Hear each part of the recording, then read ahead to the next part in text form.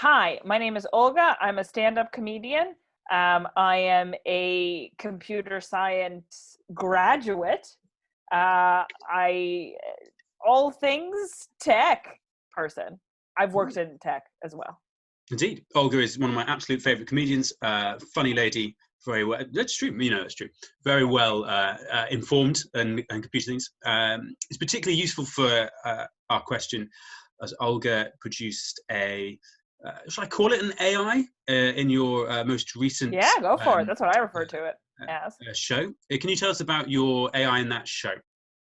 So I wrote a show called If Then, which is even the title itself is an homage to the idea of the conditional in logic and programming.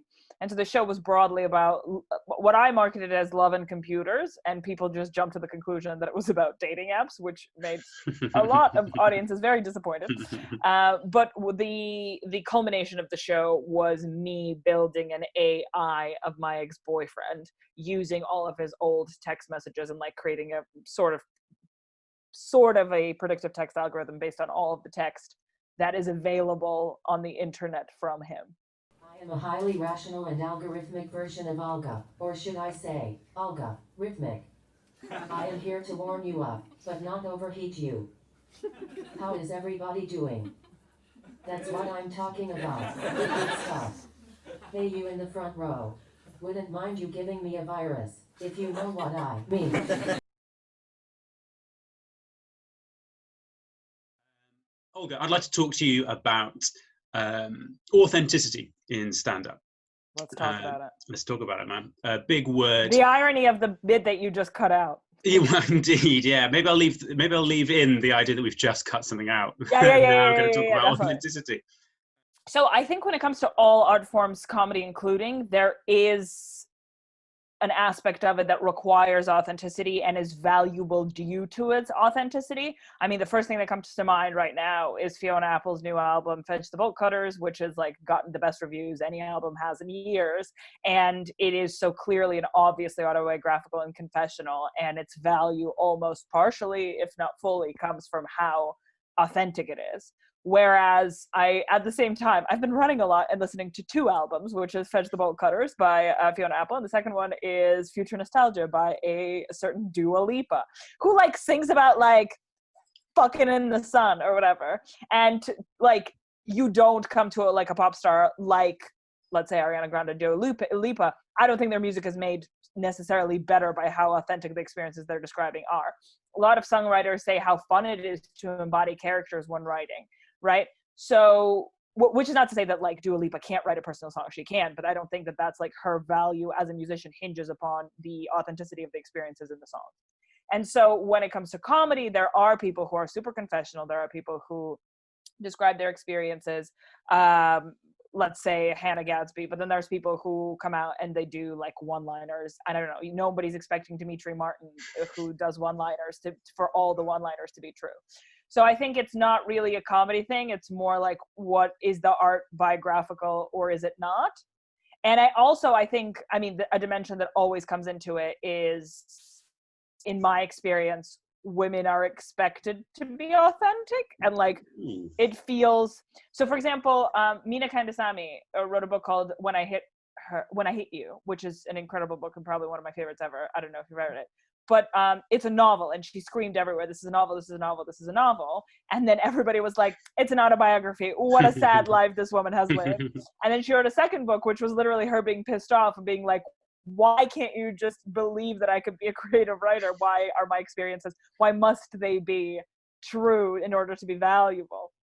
So I think this is, I don't know how, like, I think there is a gendered aspect to it. But it's more, it's less black and white. There's a lot of gray areas. So that is the distinction between where it matters, where it's true, and when it doesn't matter. And I think as an audience, you're okay with Dimitri Martin's jokes not being true. But if you found out that Hannah Gadsby made out all of her accounts and she wasn't actually gay, then you'd be quite upset. So that's a distinction in genre. The second thing is that when people get upset about stealing jokes, I don't think it's an authenticity issue in terms of did you live this experience or not. Loads of people write fake experiences. It's more, again, obviously an ego thing, but obviously just like an integrity thing, where if you stealing is bad in any, like, I shouldn't take your stuff, period. So I don't think it has anything to do with whether the experience is true, and it has more to do with just being a bad person.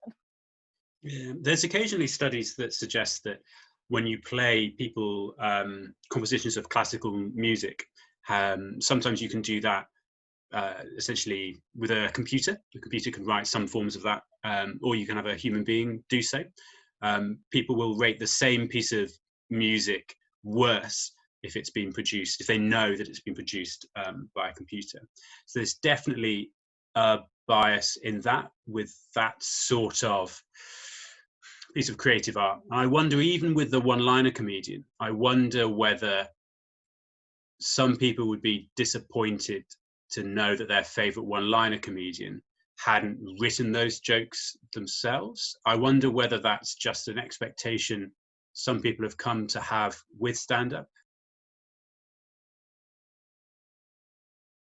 I wonder if it just comes down to people not enjoying being lied to and people not enjoying being cheated, because I don't know whether I would feel bad, the same feeling as an audience member I would feel if someone was like, I told you all this, like, this love story that happened to me, and then the performer walked off stage and was like, I made all that up. I feel like that feeling would be the same exact feeling if a one-liner comedian walked off stage and said an AI wrote all that, because it's not that I have a bias towards technology, it's that I felt like I was cheated and I was made a fool, and I don't like being lied to, and I don't like feeling stupid, right?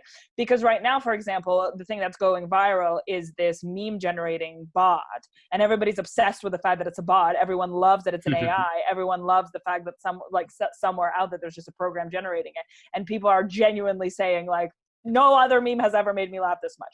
So it's not that the thing itself is less funny because it was created by technology. I think it's just here, it's very open and clear who the author is, and no one's being lied to.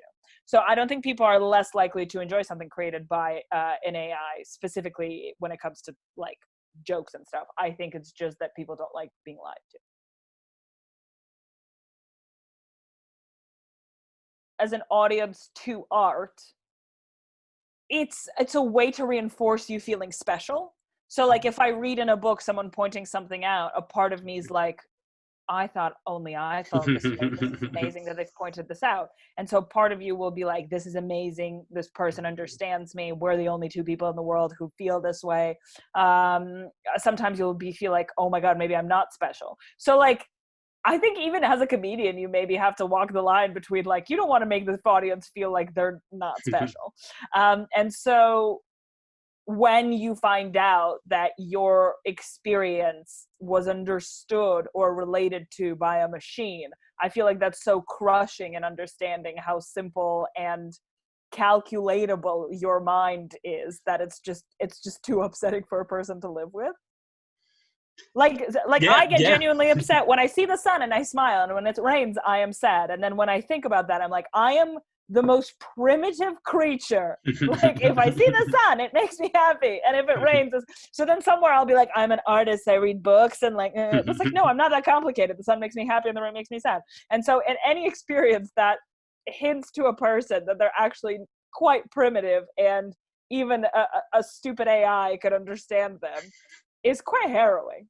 Like, I remember talking to a neuroscientist, and they were like, imagine the best song that's ever written for you would be by an AI, because the AI has the capacity of scanning through your entire life experience and scanning through your entire music library, like knowing which songs and tones and, like, I don't know, scales you like, and then creating a song that's perfect just for you. And yes, objectively, probably that is the song that you will like the most, but understanding that you are calculatable is too difficult to enjoy yourself.